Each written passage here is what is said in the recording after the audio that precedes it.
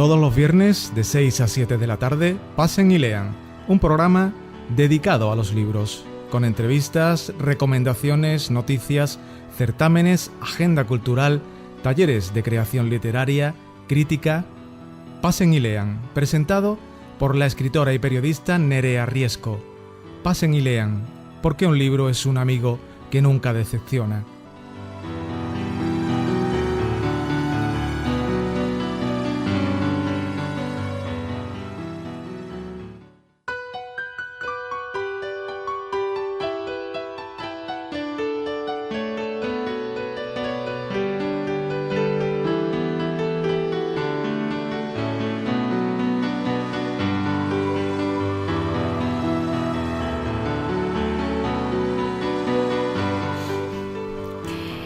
Bienvenidos un día más a Pasen y Lean, amigas y amigos amantes de las letras.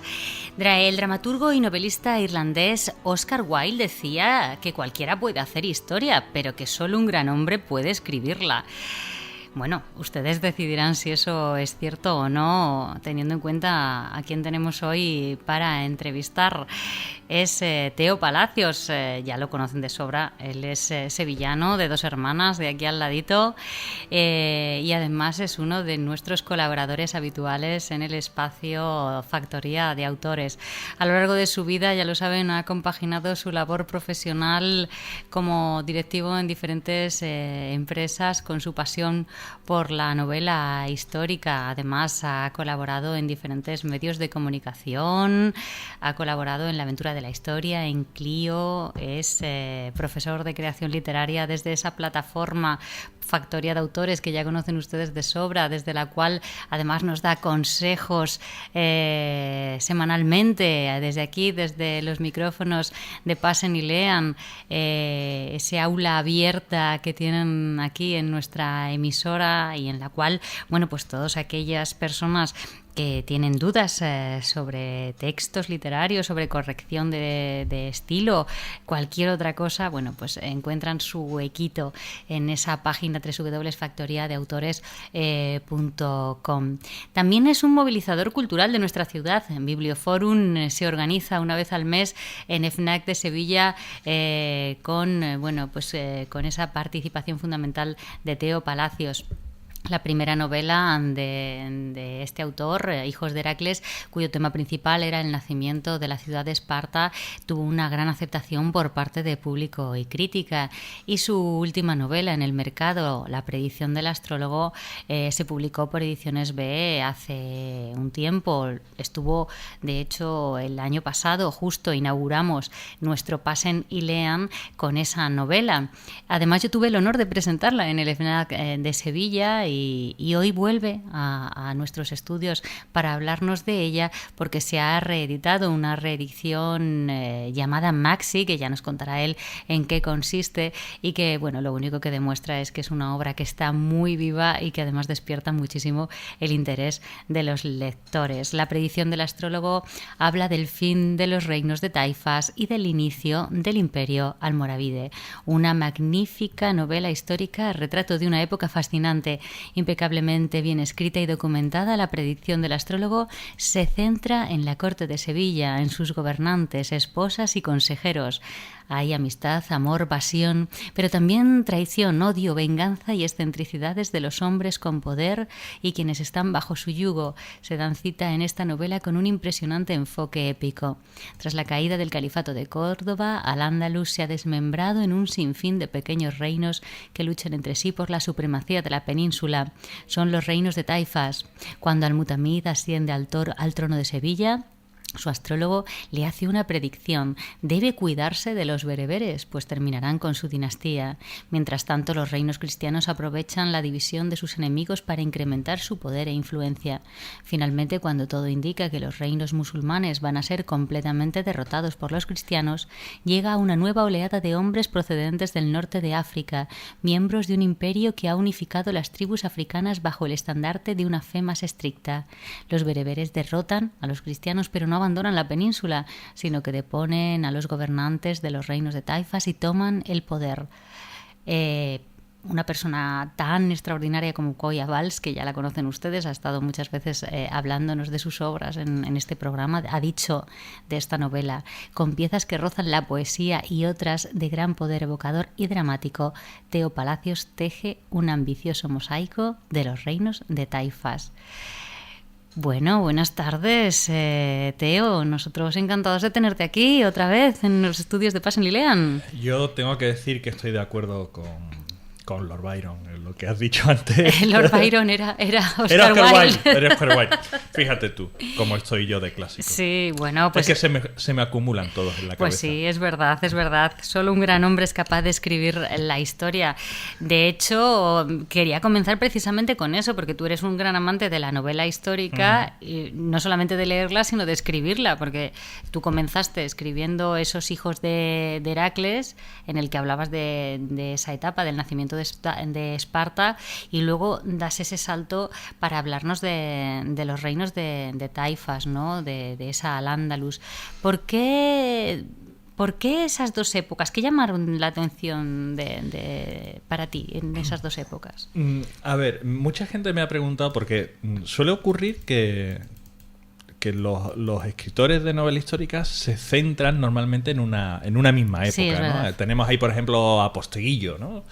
Que él escribe sobre Roma y de momento prácticamente no ha salido de ahí, ¿no? A mí eso me parece aburrido, para empezar. Y además es que la historia de la humanidad tiene tantos momentos interesantes que ¿por qué vas a limitarte, ¿no? Además, a nivel personal, aprendes mucho más y te enriquece mucho más saber de diferentes culturas y de diferentes épocas que centrarte solo en la misma, ¿no? Entonces, bueno, ya por ahí soy una mente inquieta. De hecho, si todo va bien, a final de año aparecerá mi siguiente novela y vuelvo a hacer un cambio de época, ¿no? Me voy al siglo XVI. Y lo que me llamó la atención, tanto de Hijos de Heracles como de la época de Al-Mutamid y de la Taifa de Sevilla, es precisamente que son dos momentos muy similares en algunos aspectos, ¿no? En Esparta, en el siglo VI-VII antes de Cristo, estamos asistiendo al surgimiento de lo que va a ser una potencia tremenda en los siguientes 300-400 años, que es la ideología espartana y toda la idiosincrasia espartana y demás.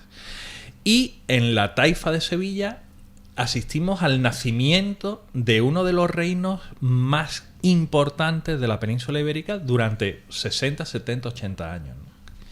Que a veces lo olvidamos, pero Sevilla fue la cabeza de un reino que dominó toda Andalucía.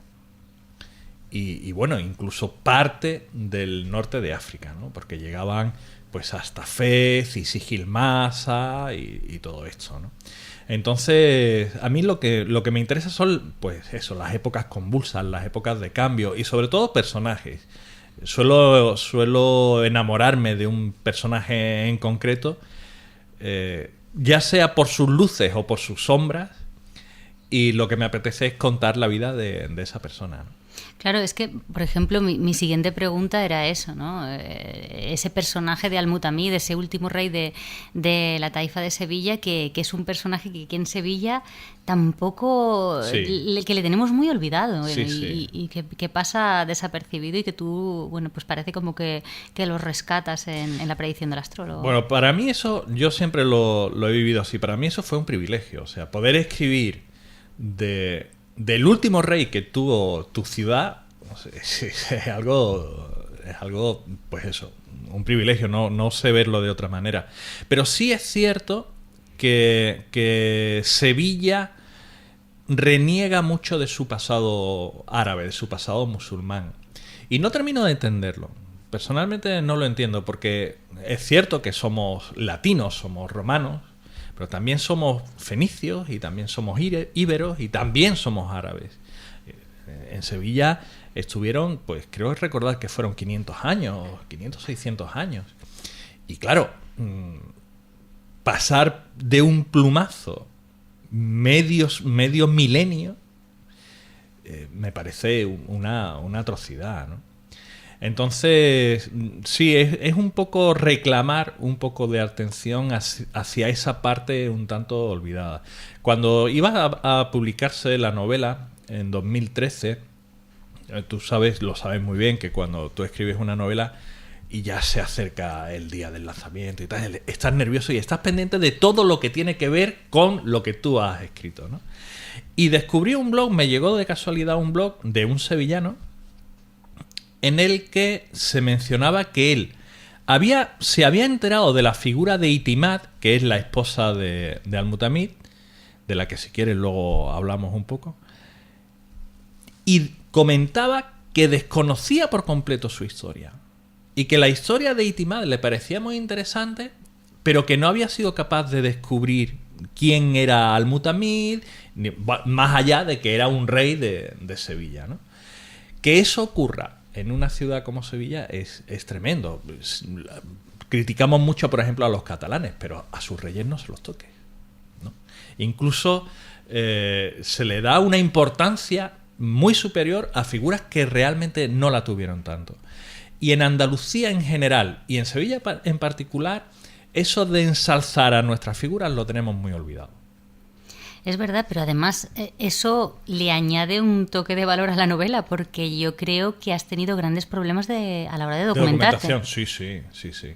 Bueno, de hecho, durante mucho tiempo, durante meses, no sabía qué era lo que iba a hacer con ella. Yo tenía la idea, pero no sabía muy bien cómo llevarlo a cabo. Hasta que un día mi hermano mayor, entró en una librería de viejos y se encontró con la historia de los musulmanes de R.P. Doci. Fue un historiador muy famoso de finales del 19, principios del 20. Y prácticamente la novela está basada en esos estudios de R.P. Doci, que fíjate, son del siglo, del siglo pasado, de principios del siglo pasado, ¿no? Y gracias a eso pues le pude poner los mimbres a la historia que se desarrolla. Es curioso porque de eso también hablamos la primera vez que estuvimos hablando de la predicción del astrólogo, y también hablamos de ello en la presentación, porque al comienzo de la novela tú te haces el planteamiento, ¿no?, de cómo hacer la nomenclatura de ciudades, de cómo hablar de... pues eso, de esas palabras o de esas frases o de esos nombres que si actualizarlos para el lector actual o dejarlos como en época antigua, ¿no? Y ser justo con la historia o ser justo con tu época actual, ¿no?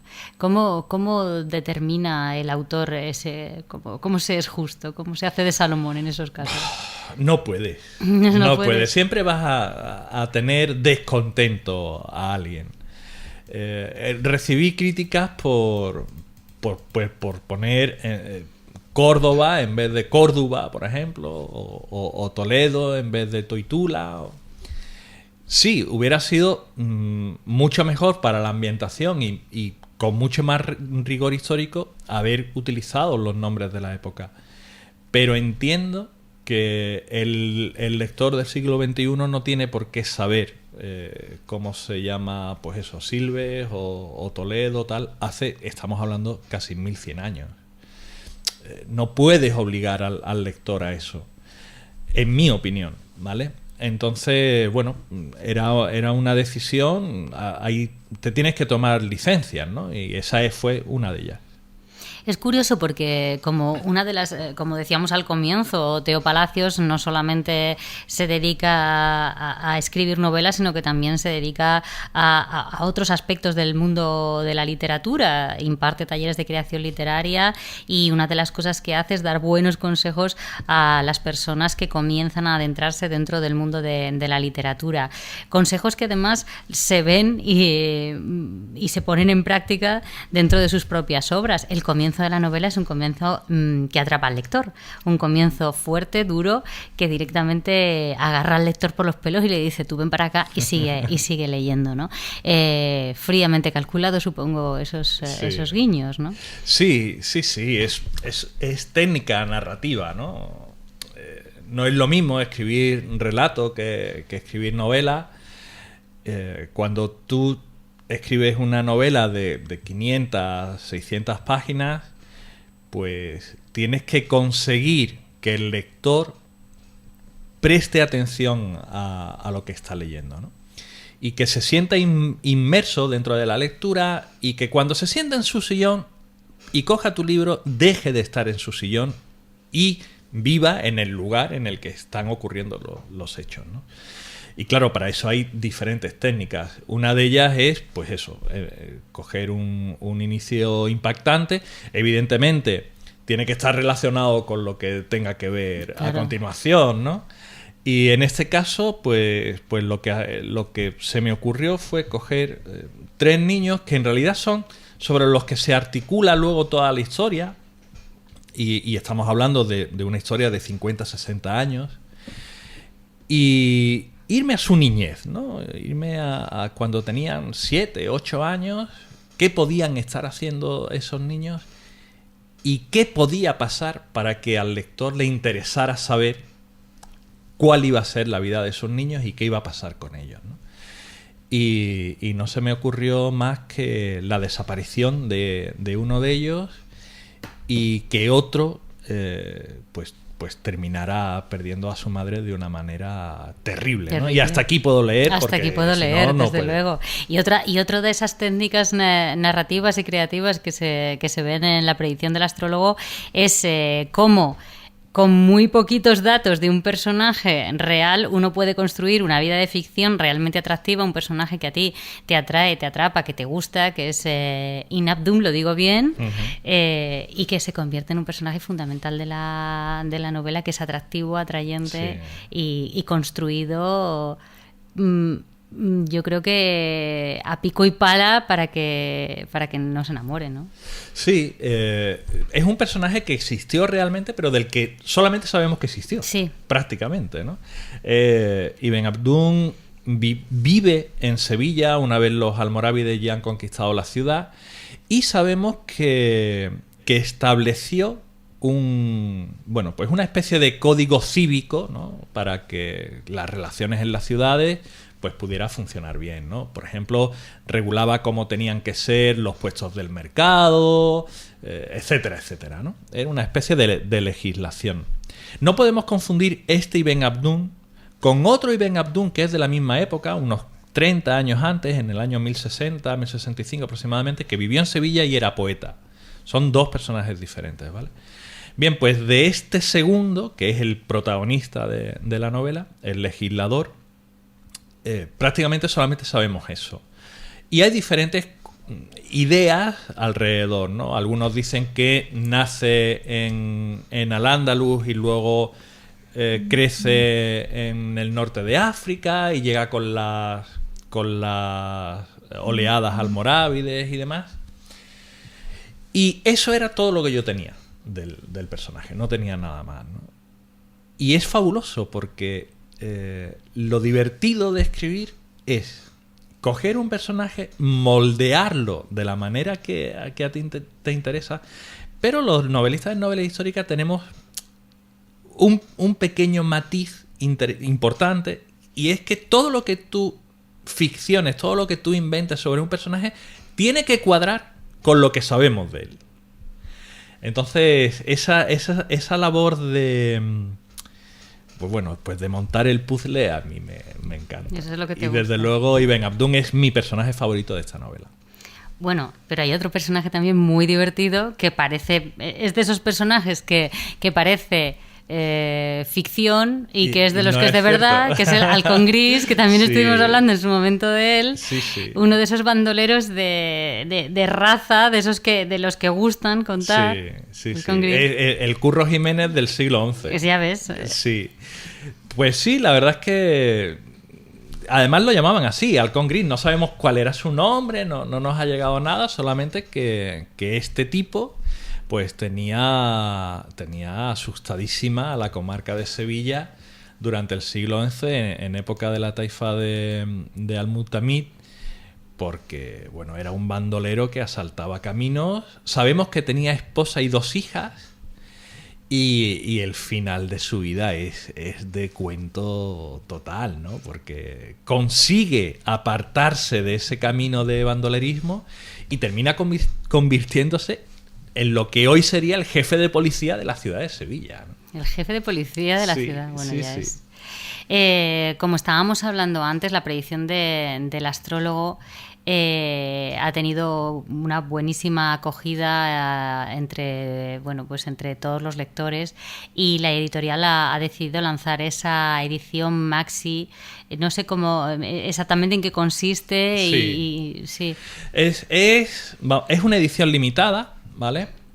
Y es a caballo entre la tapa dura y el bolsillo. Vale. Es de tapa blanda, pero más grande que la edición de bolsillo, ¿vale? Con lo cual es un libro mejor editado, de mejor calidad, pero mucho más económico. Creo recordar que la predicción del astrólogo, la tapa dura está en 20 euros y este lo puedes conseguir por 12. Perfecto. O sea que sí. Y es muy cómodo de llevar, cabe en el bolso, en fin, este tipo de cosas que las editoriales se preocupan para que pueda llegar a todo tipo de lector. Perfecto, y además decirles a todos nuestros oyentes interesados que el día 20 tenemos nuevo encuentro con Biblioforum, que además es la presentación del libro de Juan Ramón Viedma, que estaré yo presentando también, y estará Teo Palacios presentando también. Y estará el libro, con lo cual pueden aprovechar para hacerse un 2x1. Se pueden llevar el libro de Juan Ramón y el libro de Teo Palacios firmadito. Bueno, y ya hasta 1 de Nerea. Y hasta 1 de Nerea. O sea, es que esto va a ser una maravilla. Estábamos hablando también de ese inicio estupendo de la predicción del astrólogo, pero también del final. Hay muchos lectores que han comentado ese final también muy particular de la predicción del astrólogo, que también, sin decirnos ningún spoiler, que también está diseñado y bien diseñado para que el lector tenga ese regusto de, bueno, ay. Sí, la novela está dividida en 4 partes. La primera es hasta que Al-Mutamid se casa. La segunda es hasta que llega al trono. La tercera es hasta el final de la taifa, prácticamente cuando llegan los almorávides. Y la última parte es cuando muchos lectores me han escrito diciéndome: es que la última parte me cambió, ¿no? Me sorprendió. Porque cambio la voz narrativa, deja de ser un narrador omnisciente que lo sabe todo para ser uno de los personajes de la novela quien pasa a contarte su historia, un personaje además del que durante los últimos capítulos no ha sabido nada y se quedó en un momento pues crucial de su vida y demás. Y sí, es cierto que esa parte de la novela ha tocado muchos corazones, ¿no? La verdad es que, pues mira, hablando de documentación que comentabas antes, fue complicadísimo.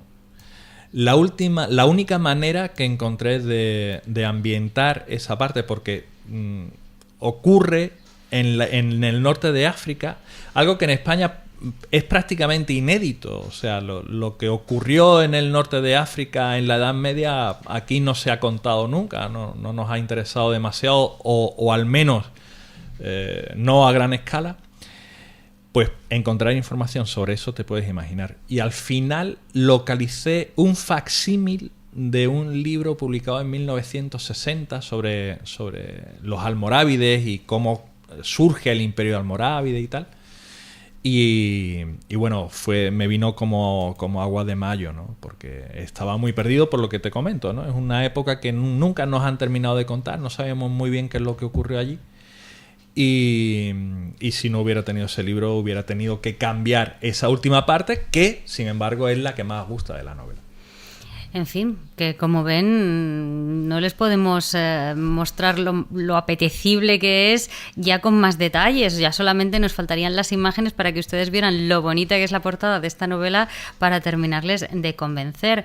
Nos has dado antes una pincelada de que ya el siguiente trabajo ya está en el horno, bueno, ya casi ha salido y que es posible que a final de año esté el nuevo trabajo, casi seguro. De todas maneras, bueno... No sé si se puede adelantar algo o no. Todavía no. No, porque de hecho el título todavía es provisional. Fin, no lo tenemos todo muy claro. Pero si todo va como parece que va, pues tendremos nueva novela, pues final de octubre, primeros de noviembre. Bueno, pues entonces buenas noticias tenemos por aquí. No te despido del todo, te quedas aquí porque me gustaría, vamos a hacer una pequeña pausita porque vamos a entrevistar también a otra persona, a Néstor Belda, que nos va a venir a hablar de un libro de relatos autoeditado y nos va a contar cosas muy interesantes, pero dentro de un ratito volvemos y quiero que estés conmigo, ¿vale? Muy bien. Muy bien.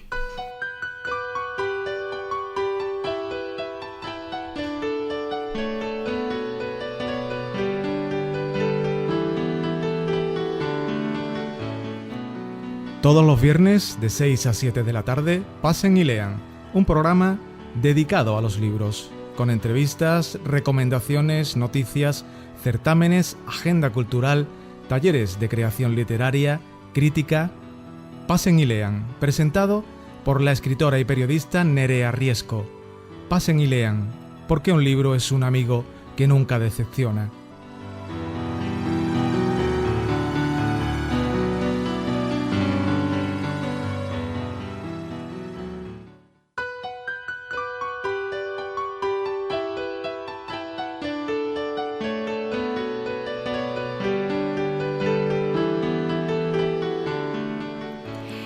Pues desde luego no se podrán quejar en el día de hoy, queridos oyentes de Pasen y Lean. Hoy tienen partida doble de entrevistas. Hoy tenemos a dos autores por el precio de uno.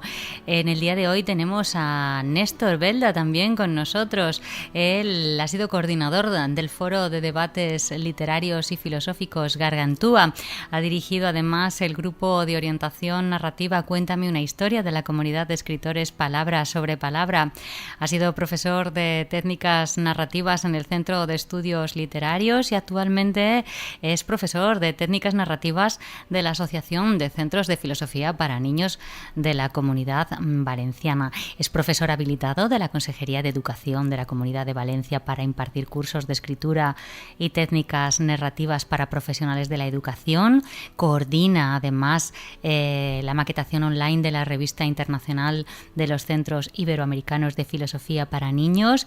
Es codirector del taller Fantástica de Creación Literaria del 25º Encuentro Internacional celebrado en abril del 2014 en la localidad de Cheste, Valencia, y también es miembro del equipo de investigación, acción docente y de creación narrativa Mi Balza Roja. Además, imparte cursos presenciales de escritura en librerías y ayuntamientos en Castellón y en Valencia. Es corrector ortotipográfico y corrector de estilo. Y también y además es la razón por la que le trae hasta las ondas de Pasen y Lean, es autor del libro de relatos Todas son buenas chicas. Esto me hace mucha ilusión porque curiosamente yo tengo un libro de relatos que se llama Todas son iguales. Estamos ahí que nos damos la mano. Todas son buenas chicas se compone de 10 relatos de distinta longitud en los cuales el papel de la mujer es fundamental, independientemente de que sea protagonista o adquiera el rol de personaje secundario. Pero en todos ellos nos vamos a encontrar con mujeres inolvidables como Sonia y su lucha por mantener la dignidad dentro de su difícil situación, o Raquel y Paula, que con su amistad en la que muchas veces los silencios son más significativos que las palabras, o Ivana, que va a buscar la verdad sobre el suicidio de su amiga Julie, el amor de José y Laura que trasciende más allá del tiempo y los recuerdos, o Dana, capaz de, una vez conseguidos objetivos, romper con todo y comenzar de nuevo, o Cecilia, que se enfrenta a todo y a todos por un amor que no es el que esperan para ella, pero en el que ella, bueno, pues está totalmente involucrada. Todo un mare magnum de emociones dentro de las situaciones más cotidianas de la vida, con las cuales todos nos sentiremos identificados de una u otra manera. Bienvenido, Néstor Belda, pásen y lean. Sí, buenas tardes. Gracias por la invitación. Es un honor estar en tu programa, Nerea. Nada, nosotros encantados. Ya te decía que me sorprendió en primer lugar el título de tu obra, esa Todas son buenas chicas, que casi se parece al mío. Qué curioso. Ya, sí, la verdad que sí. Es un título que surgió realmente después de una larga reflexión como para darle un hilo conductor a todos los relatos, ¿no? De todas formas, no es ni siquiera una valoración. Mi pretensión es que el lector juzgue a esas chicas por sus propios medios, ¿no? No hay una intención valorativa, ni siquiera hay una intención feminista en el libro. Son historias donde están involucradas las mujeres, pero desde el punto de vista que yo tengo del mundo, ¿no? De cierta fragilidad que hay en el mundo con tantos problemas y cosas, y los seres humanos estamos involucrados en esa fragilidad, ¿no? Son chicas que ven en su vida alguna cosa, algún aspecto que es una fisura y que intentan resolverlos, ¿no? Algunas las resuelven con éxitos y otras no, pero bueno, es, digamos, una visión también de la mujer actual que a mí me gustaría ver, una mujer decidida, protagonista de su propia vida, ¿no? Que intenta resolver los problemas sin depender de nadie, ¿no? Entonces, bueno, es una pequeña visión de cómo yo veo al ser humano y en este libro especialmente a la mujer. En el próximo no serán mujeres, serán seres humanos, pero bajo el mismo prisma, ¿no? La fragilidad del ser humano. A mí eso es una de las cosas que me llama la atención siempre que me enfrento a una obra que tiene ese prisma femenino, pero escrita por un hombre, ¿no? Como vemos, Todas son buenas chicas, son relatos eminentemente femeninos, protagonizados por mujeres, y yo me pregunto siempre, ¿es complicado meterse en la piel de las mujeres desde el punto de vista de un hombre? Yo no he intentado meterme en la piel de las mujeres, ¿no? Soy un narrador bastante objetivo, yo no entro ni en reflexiones, ni en valoraciones morales, simplemente cuento una historia. En realidad mi pretensión es que las valoraciones y la experiencia emocional la ponga el propio lector, y trato de no inducir a ningún juicio, ¿no? Yo no pongo mi juicio allí. Alguna vez me preguntan que por qué no he entrado más en el aspecto psicológico de la mujer, y yo siempre he contestado lo mismo. Sería un acto de soberbia de mi parte meterme en la psicología de la mujer, ¿no? Porque sería como generalizar a las mujeres, como decir, bueno, son todas las mujeres iguales, que no tienen nada que ver con la crítica a tu libro, ¿no? No son ninguna mujer igual, ni ningún ser viviente es igual, ¿no? Yo siempre pongo por delante la frase de Hermann Hesse en Demián, ¿no? Todo ser viviente es un ensayo único e irrepetible de la naturaleza. Entonces, ponerme a hacer un análisis psicológico o meterme realmente en la piel de la mujer, yo creo que sería un acto de soberbia de mi parte, ¿no? Sí. Entonces lo que yo hago es contar una historia donde estas chicas, que a veces son protagonistas, a veces son secundarias, incluso hay un cuento donde no está, solamente está la foto de la chica en un portarretrato. Hacen cosas, o sea, yo voy como con una cámara filmándolas para que el lector la vea y sea el lector el que saque sus conclusiones, ¿no? Yo no quiero inducir ni ponerme a reflexionar, porque lo que yo pretendo justamente es que cada relato sea una experiencia emocional para el lector. A la hora de componer esta sinfonía que conforma Todas son buenas chicas, ¿te has enfrentado a ello de forma individual o tú has pensado en el conjunto del libro de relatos buscando crearlo sin dejarte fuera determinados perfiles? ¿Es un conjunto o eran relatos que iban surgiendo? No sé, ¿cómo lo has planteado? Vamos a ver, para eso te tendría que explicar cómo surgió esa publicación. Yo escribo desde los 14 años, tengo 53, o sea que hace muchos años, ¿no? Y no tenía expectativas de publicar, no tenía en mis planes publicar, pero resulta que por una cuestión de currículum, en una escuela de escritores que yo estaba dando clases, me dijeron, hombre, tienes que tener un libro porque no puede ser que un profesor de escritura no tenga nada publicado, por lo menos para que... Entonces, bueno, decidí publicar. Yo tengo muchos relatos escritos, imagínate, como tú tendrás muchísimas cosas escritas, ¿o no? Sí. Entonces, hice una selección y como para poder seguir un hilo temático, elegí los relatos que tenían algún hilo conductor, y en este caso elegí los que llevaban a las mujeres como hilo conductor, ¿no? Pero en realidad mi escritura está basada justamente en las situaciones cotidianas que yo veo en las personas, en la situación en que están. Yo siempre uso la palabra fragilidad, ¿no? O sea, somos seres frágiles, todos tenemos algo que se nos está por quebrar en la vida, o en que en algún momento en la vida se nos produce una fisura que nos hace infelices y que tenemos que resolverla, ¿no? Entonces, bueno, para este libro yo elegí ese hilo conductor, que eran relatos donde habían mujeres que influían en la trama. Para el próximo será otro hilo conductor, pero bueno, hice una selección entre todos los relatos. Ahora, si es una visión colectiva, como tú me dices, no lo creo, ¿eh? Sí, ha sido un trabajo que ha surgido, bueno, de ese momento casual. También es verdad que me sorprendía, ¿no? Porque, bueno, también me respondes un poco con esta pregunta anterior, pero es verdad que en este momento en el que la literatura, con este asunto de la piratería y bueno, también con todo el que parece que cuando hay una pequeña crisis o una gran crisis, en este caso el mundo de la cultura es donde primero se ve afectado, tú te lanzas al mundo del relato, ya de por sí un género complicado. A pesar de todo te veo valiente, ¿no? A ver, mira, mi biblioteca está compuesta del 80% por libros de relatos, porque yo veo en el relato una exigencia que no lo veo en otro género de la narrativa, ¿no? En eso yo, por ejemplo, coincido con Cortázar. Yo empiezo a escribir, estoy intentando escribir una novela para el año que viene, y es que a mí me parece que ya la tendría que haber terminado, que ya con lo que he dicho ya hay para tener un cuento perfecto, ¿no?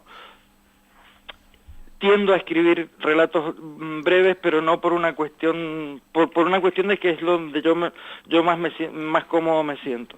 Mi orgullo es que mucha gente que eran lectores exclusivamente de novela, a través de haber leído mi libro se han hecho lectores de relatos, ¿no?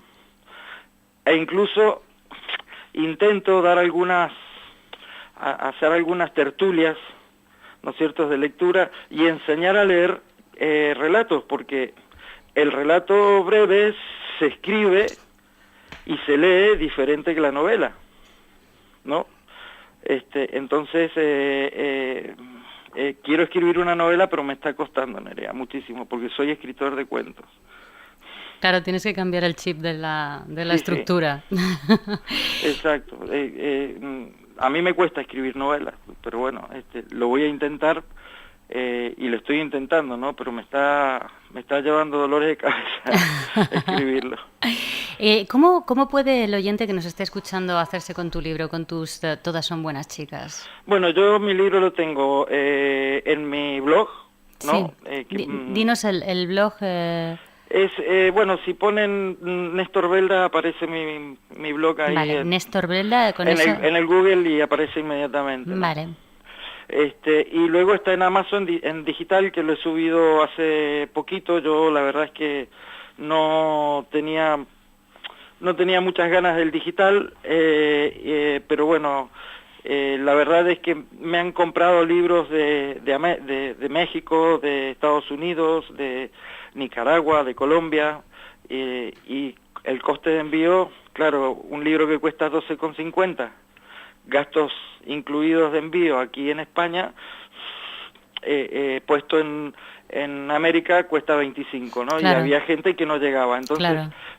A la final lo subí porque tenía un reclamo de la gente de México, de Estados Unidos, la parte Claro. de habla hispana y eso, sobre todo gente que me conoce porque ha hecho cursos conmigo online y eso, y que no podía acceder a ese precio, entonces bueno, lo puse en digital para que esa gente pudiese descargarlo. Pero bueno, lo están descargando de España, de México. Yo la verdad que estoy sorprendido con el libro porque el recorrido que lleva en 9 meses yo no me lo esperaba.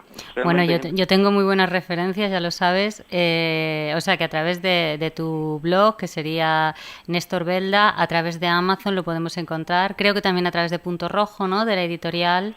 Sí, pero si lo piden a Círculo Rojo lo van a derivar a mí porque Vale. ellos no tienen ejemplares. Perfecto, perfecto. Pues para todos los oyentes que nos quieran escuchar, que nos están escuchando y que se quieran hacer con un ejemplar de Todas son buenas chicas, ya saben cómo pueden hacerlo. Y antes de despedirnos, Néstor, que me queda en mí la duda, ¿todas son buenas chicas o no? ¿Al final lo son o no? Bueno, mira, hay cuentos donde la solución que le dan, yo les llamo cuentos porque son cuentos, lo que pasa es que la gente confunde cuentos con el cuento infantil, ¿no? Sí. A veces no saben que el cuento en realidad es un género que no es solamente infantil. Pero bueno, hay relatos donde las soluciones que le dan a los conflictos, alguna chica no es muy ortodoxo, ¿no? Vale. Pero claro, en algunas reseñas que me han hecho, dicen que en realidad es una justicia poética, ¿no? Entonces, yo en el fondo considero que yo cuando me pongo a analizar el ser humano y las cosas que hace, siempre trato de buscarle un perfil de por qué lo hace, cuál es su necesidad para hacerlo y si realmente es tan malo lo que ha hecho, quitando, bueno, de aberraciones como violaciones o cosas, pero cosas cotidianas, ¿no? Que por qué esta chica, como esa chica que se encontró una tarjeta de crédito, creo que fue en Andalucía, y fue y compró leche para su hija. El robo está mal, es una estafa, pero está en el fondo tan mal. Ya. ¿Me entiendes? Sí. O sea, legalmente está mal, pero en el fondo está tan mal que haya hecho eso si su niño tenía hambre. Sí, efectivamente.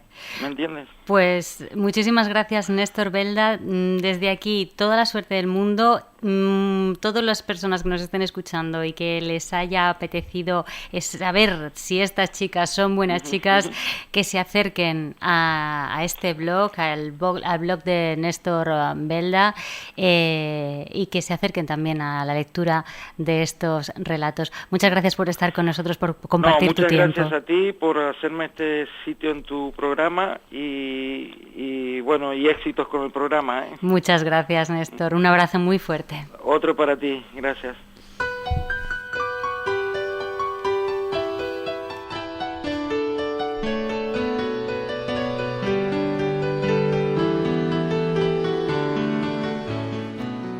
Todos los viernes de 6 a 7 de la tarde, Pasen y Lean, un programa dedicado a los libros, con entrevistas, recomendaciones, noticias, certámenes, agenda cultural, talleres de creación literaria, crítica. Pasen y Lean, presentado por la escritora y periodista Nerea Riesco. Pasen y Lean, porque un libro es un amigo que nunca decepciona.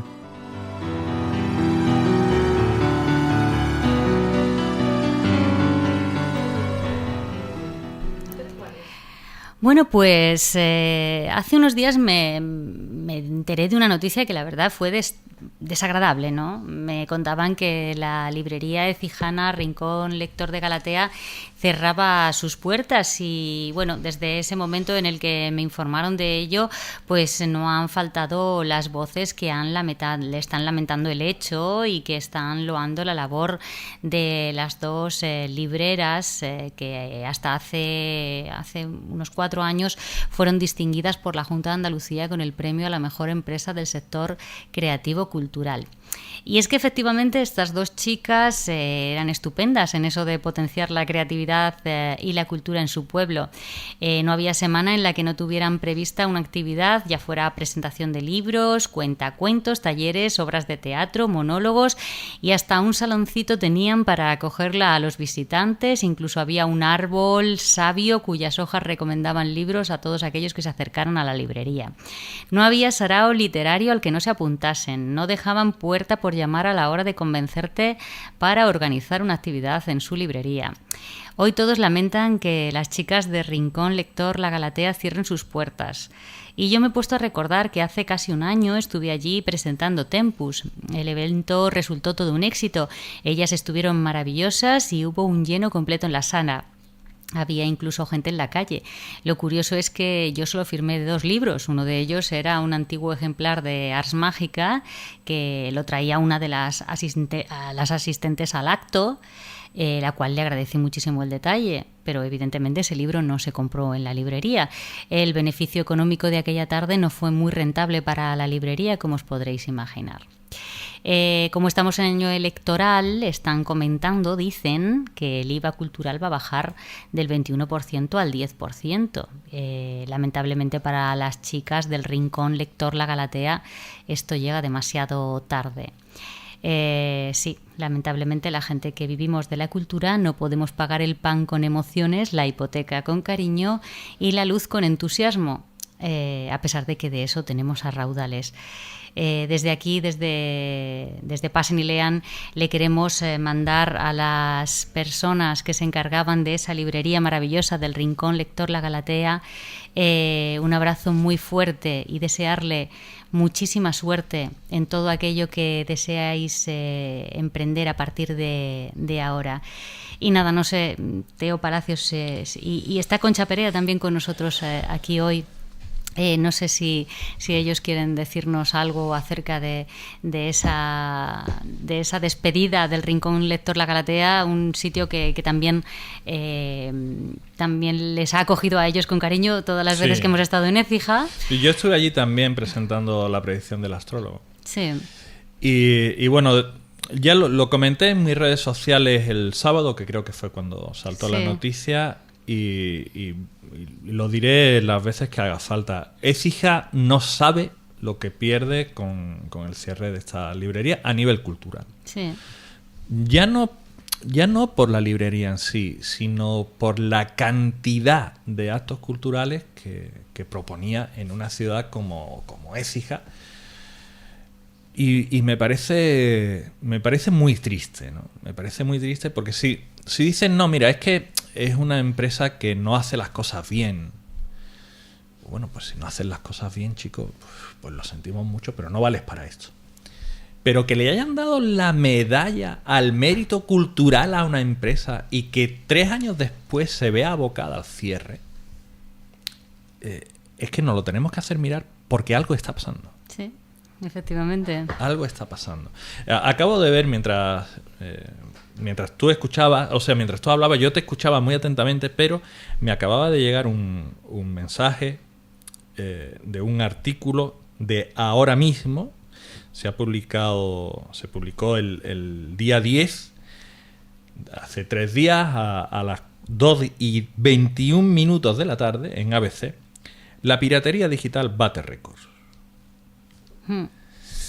Y claro, es que resulta que ya se descargan de forma ilegal más artículos que de forma legal. Claro. Y si tengo acceso a un artículo sin pagar por él, ¿para qué voy a pagar por él? Evidentemente.